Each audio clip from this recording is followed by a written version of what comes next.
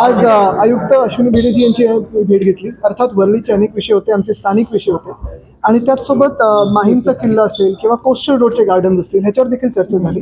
पुढच्या आठवड्यात परत एकदा आम्ही बैठक घेऊन ह्याच्यावर पाठपुरावा करू. जसं आधी आम्ही करायचो तसं आम्ही करत राहू. सर, शाळांचा देखील विषय आहे. सातत्याने तुम्ही तो लावून धरलेला पाहायला मिळाला होता. आता आपण बघतोय तर अनधिकृत शाळांची लिस्ट तर त्यांनी जाहीर केली. या व्यतिरिक्त काल देखील एक प्रकरण बाहेर आलेलं पाहायला मिळतंय. सातत्याने सत्ताधारी त्यांच्या पद्धतीने गोष्टी पुढे रेटतायत. कसं बघताय आपण? नाही, ह्याच्यात मुंबईकरांची अडचण ही झाली आहे की महापौर बंगल्यावर 4 कोटी किंवा जास्तीचा खर्च होतो, पण व्हर्च्युअल क्लासरूम हे जे आम्ही 2011 साली सुरू केलं होतं ते बंद केलेलं आहे.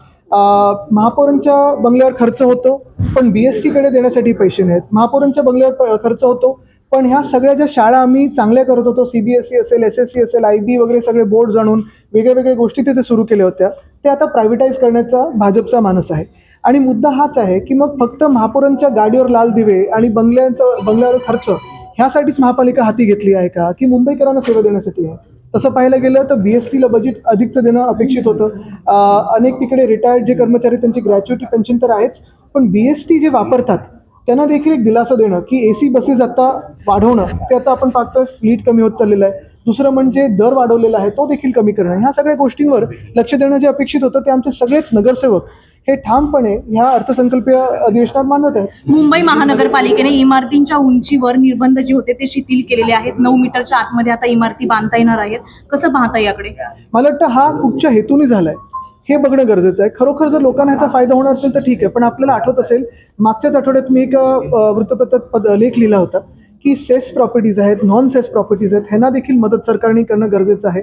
कोळीवाडे असतील किंवा पोलीस कर्मचाऱ्यांची घरं असतील, ह्या सगळ्यावर देखील ठाम एक भूमिका येणं गरजेचं आहे. KEFचं नाव जे आहे कुठेतरी तफावत म्हणजे हे जे सगळे जिंकून आलेले आहेत, हे सगळे जे आम्ही आमदार फंडाबद्दल बोलतो, नगरसेवक फंडाबद्दल सेम आहे. हे सगळे जे जिंकून येतात जेव्हा ते विकास करतात, कुठेही मलनिसर्ग वाहिनी असेल किंवा रस्ता असेल किंवा फुटपाथ असेल, कुठे लादी करण्याचं काम असेल, कुठे शेडचं काम असेल, गटर वॉटर मीटरचं काम करत असताना ते मतदार कोणाला मत देतात हे न पाहता सगळ्या जनतेला, मुंबईकरांना सेवा देतात. आणि हे जनप्रतिनिधी आहेत, जनतेतून निवडून आलेले आहेत, त्यांचं सगळ्यांचं प्रतिनिधित्व करतात. ह्या लोकांना जर तुम्ही फंडमध्ये तफावत केली तर तुम्ही अडचणी मुंबईकरांची करताय, हाल हे मुंबईकरांचे करतायत, हे महापौरांनी लक्षात ठेवावं. पण महत्वाचा विषय आहे नक्कीच. आणि मी लोढा आहेत त्यांना, म्हणजे मंत्री महोदय लोढा यांना मनापासून विनंती करीन की एक लोढा नामक बिल्डर पण आहेत मुंबईमध्ये, त्यांचे अनेक प्रॉपर्टीज सगळीकडे, प्रत्येक जर प्रॉपर्टी पाहिली तर वेस्टर्न नाव आहेत. मग कुठे ऑल्टा विस्टा, कुठे कॅसा काय, स्वतःच्या घराचं काय, हे सगळे ते लोढा बिल्डर आणि हे लोढा मंत्री एकच आहेत का ते मला माहीत नाही. पण असंच वरळी CFS येथील एक मोठा प्रोजेक्ट येतो आहे, तिथे त्या प्रोजेक्टचं नाव, लोढा जे प्रोजेक्ट आहे त्यांचं नाव सुभेदार रामजी आंबेडकर, ती जी ओरिजिनल तिथे वस्ती होती त्याचप्रमाणे द्यावं ही माझी विनंती राहील त्यांना. कारण सगळीच नावं जर त्यांना भारतीय करायची असतील तर हे लोढा बिल्डर आहेत, त्यांना पहिलं पकडावं त्यांनी. आणि ह्या लोढा मंत्र्यांनी लोढा बिल्डरना सांगावं त्यांची पण नावं भारतीय करावी. अजून एक धक्का एकनाथ शिंदेना दिलाय, त्यांची अजून एक. आणि हा धक्का जर आपण बारकाईने पाहिला, थोडं वाचून पाहिलं तर त्याच्यात हे स्पष्ट होते की गेल्या 4 वर्षात फंड मंजूर असून देखील प्रस्ताव हे पुढे गेले नाहीत.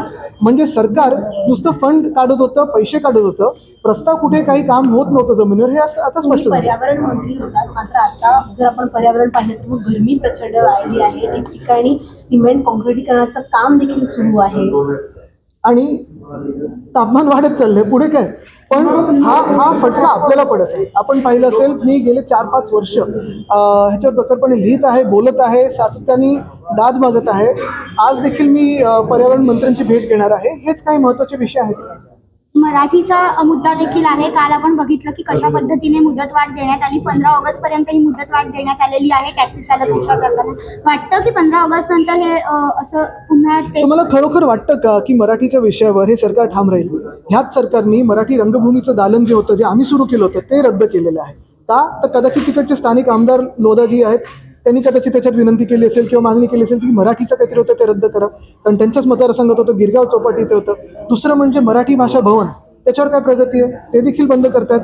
हाच विषय. आता 300 कोटी